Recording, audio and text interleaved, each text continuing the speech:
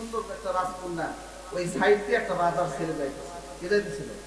এই রাজার ছেলেটা এই ফুটফুটে সুন্দর একটা রাজকন্যাকে দেখে আর ঠিক থাকতে পারে নাই, দেখে তার আশপাশ কেউ নাই, তাকে সঙ্গে দিছে, যাওয়ার পরে তাকে রাজ দরবারে নিয়ে গেছে। নিয়ে গিয়ে তার সঙ্গে ওই রাজার ছেলের সঙ্গে রাজকন্যার বিয়ে হয়েছে। হওয়ার পরে 27টি বছর কেটে গেছে। কয় বছর? 27 বছর কেটে গেছে। অনেক মানে বাল বাচ্চা হয়েছে, বুঝতে পারছেন? বাচ্চা ছেলে মেয়ে হয়েছে অনেকগুলা।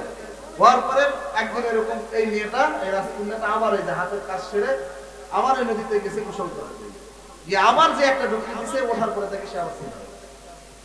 সুবহানাল্লাহ বলেন না? ছেলে হওয়ার পরে এখন খেয়াল করে দেখতেছেন নদীর ধারে যে গামছার লুঙ্গি ছিল ওটা ওই অবস্থায় আছে। সুবহানাল্লাহ, কি হয়েছে? ওই অবস্থাতে আছে। এই ব্যক্তিটা এখন চিন্তা করতেছে কি রে, লুঙ্গি পরে বাড়িতে গিয়ে দেখে বিবি এখন মাছে ভাবি দেয়। সুবহানাল্লাহ, অলৌকিক ঘটনা দেখেন কত সুন্দর। এরকম ভাবে তো বিবিকে বলতেছে, কি রে বিবি, এখনো কেন মাছ রান্না করো নাই? আমার ক্ষুধা লাগছে, আমি খাবো। বলছে, আপনি না এই মাত্র গেলেন, বুঝেন নাই? আপনি না গোসল করতে এই মাত্র গেলেন, আর হাতের কাজ না সেরে আমি মাছ করবো কিভাবে? আমার তো হাতে কাজ আছে। বলছে, বিবি তুই বলতেছিস এই মাত্র, আমাদের 27টা বছর কেটে গেছে, আমি এক মাত্র গেলাম। কথাটা বোঝেন নাই? তখন এই ঘটনার দ্বারা তিনি ওই কাফের আবার নবীর কাছে এবং এই ঘটনাটা বর্ণনা করলেন। সুবহানাল্লাহ। তো যারা বিশ্বাস করবে না তাদের জন্য এই ঘটনা। কথাটা বুঝতে পারছেন?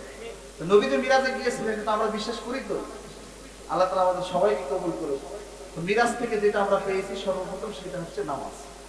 কি? এই নামাজটা আমরা পেয়েছি। আর মুসলমানের ধনী হচ্ছে নামাজ।